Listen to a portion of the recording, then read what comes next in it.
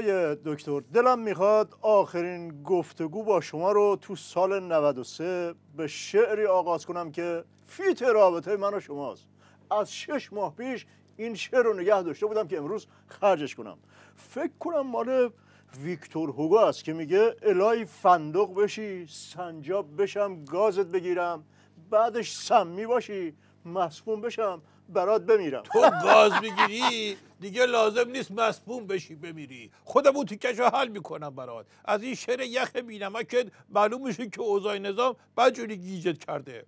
قانون پنجم نیوتون میگه اگه با سرعت بالا دور خودت بچرخی به جای اینکه گیج بشی میتونی گوش خودتو گاز بگیری. آیه دکتر، ولی یه قانونی هم هست که میگه نیازی به چرخیدن نیست.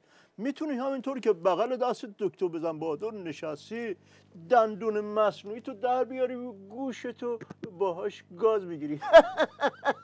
روشن شد یا هیچی. برم سر سوالات.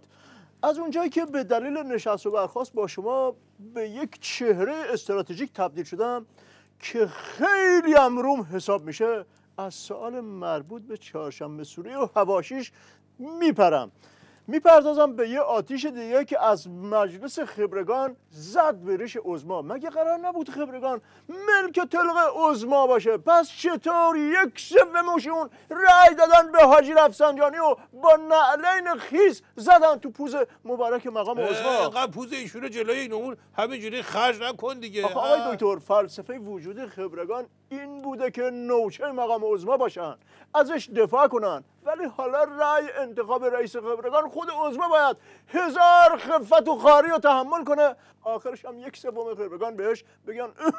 آره خبرگان اینطوری دیگه دخلش به خرجش نمیارزه. مرحوم ابوی همیشه میفرمودن از بهادر، عرض میکردم بله، میفرمودن که مشنگرم یک کیسه خون بده. از حال رفت 2 کیسه خون زدن تا به هوش اومد. بعد دکتر گفت یه بار دیگه این طرفا پیدات بشه خونتو میریزم اینجا. دکتر، موضوع بعدی مصاحبه حاجی رفسنجانی که جای آباد برای نظام نذاشت. آخر سال در یک کلام گفت بنبست. یعنی تو سال گذشته مثلا عظما گل لقد میکرده؟ نه، ولی شاید اگه حرف شما رو گوش میکرد و درست میرفت پشت شیخ فری روحانی، شاید سر تحریما به یه نتیجه میرسید. بشین بابا، تو هم شدی دایه مهربونتر از مادر. حاجی رفسنجانی میگه شیخ فری خودش تو گل گیر کرده، بعد تو میگی عظما نرم پشتش که اینطوری شد. مرحوم ابوی همیشه میفرمودن بزن بهادر، عرض میکردم بله، میفرمودن که ماشین مشنگه خراب شده بود، یه 2 مادر هلش دادم، روشن که نشد هیچ، تازه چرخ ماشینم انداخت تو جوب، بعدش پیاده شد طلبکار میگفت شما کج هل دادین. روشن شد یا بندازم تو جوب که بفهمی که کج هلت دادیم یا راست. دکتر، بریم به سیاست خارجی. برو بریم. نامه اخیر قانونگذاره آمریکا بد جوری پیچ انداخت، حال عظما رو گرفت. الان که شیخ احمد خاتمی ناراحت شده و گفته این به دور از اخلاق سیاسی رو حرف ایشون حساب میکنن و موضعشون عوض میکنن این قانونگذارا. دکی امیدواریم در سال جدید شیخ احمد خاتمی لب بالاشو با لب پایینش آشنا کنه، یعنی دهنشو ببنده که اعصاب ندارم ها. تو خبرگان حرف عظما رو گوش نمیکنن، 24 تاشون مشت سنگین نشونش میدن. اون وقت سناتورای آمریکا حرف احمد خاتمی رو گوش کنن، یعنی رو حرف احمد خاتمی حساب نمیکنن آقای دکتر؟ قانون 11 نیوتن میگه زور پدر حسابو در میاره. یه روز یک مرسی هیکل قدیمی از نیوتن پرسید تو گفتی 1 کیلو آهن با 1 کیلو پنبه هم وزن هستن؟ نیوتن گفت بله. مرسی هیکل به نوچه‌اش گفت 1 کیلو پنبه با 1 کیلو آهن آورد براش. اول پنبه رو زد تو سر نیوتن، هیچی نشد. بعد آهن رو زد، ناله نیوتن بلند شد. یارو گفت حالا کدوم سنگین تر بود؟ نیوتن از گفتش پشیمون شد، رفت جلو پارک سر کوچه بغلی شاگرد آهنگر شد. آیه دکتر، تو این آخر سالی یه عیدی به این بسیجی بدبخت بدین و از این گیجی درشون بیارین.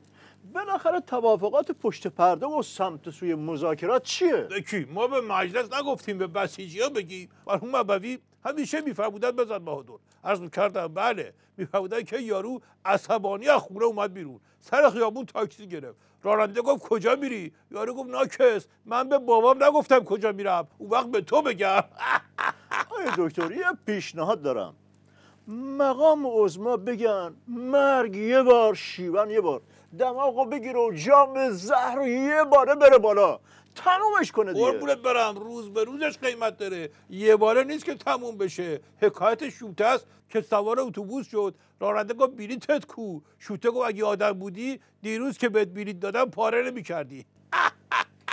روشن شد یا یه باره بذارم که دیگه روز به روز لازم نداشته باشی. پس اقلا از مذاکرات خارج میشیم آقای دکتر. خروجش هم بدبختیاش زیادتره آخه، خرجش هم بیشتره. مرحوم ابوی همیشه میفهمودن بزن بهادر، عرض میکردم بله، میفهمودن که زرنگه تو شهرشون باغ وحش زد، قیمت بلیطو گذاشت 500 تومان، کسی نیومد، کردش 300 تومان، باز کسی نیومد، کردش 100 تومان، بازم کسی نیومد، مجانی کرد، همه اومدن ریختن تو باغ وحش، بعد در قفل کرد، قفس شیر رو باز کرد، داد زد خروجی 5000 تومان. آیا دکتر تو پایان سال این همه زدی به عظما ولی من مشکلی ندارم، ریلکس ریلکس، هر چی میخوای از بدبختی نظام و مقام عظما بگو، من دیگه رو این تن شدم. چرا؟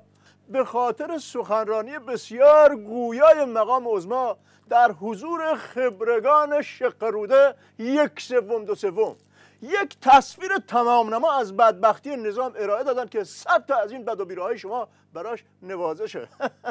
روشن شد یا؟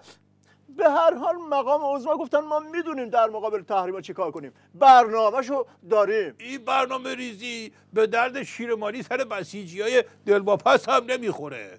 برنامه ریزی مشنگی که هنر نیست که. مرحوم ابوی همیشه میفرمودن بزن بهادر، عرض میکردم بله، میفرمودن که شوته نصف شب میرن با لگد میزد به درختای جلو پنجرهش. گفتن چرا این کارو میکنی؟ گفت میخوام گنجشکا بدخواب بشن، صبح خواب بمونن، جیک جیک نکنن، ما کمی بیشتر بخوابیم.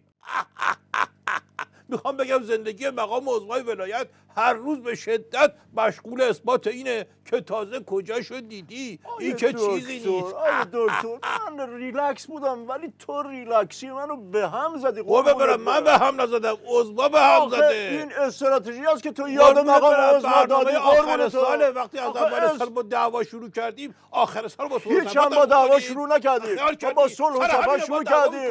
بی خود کردیم.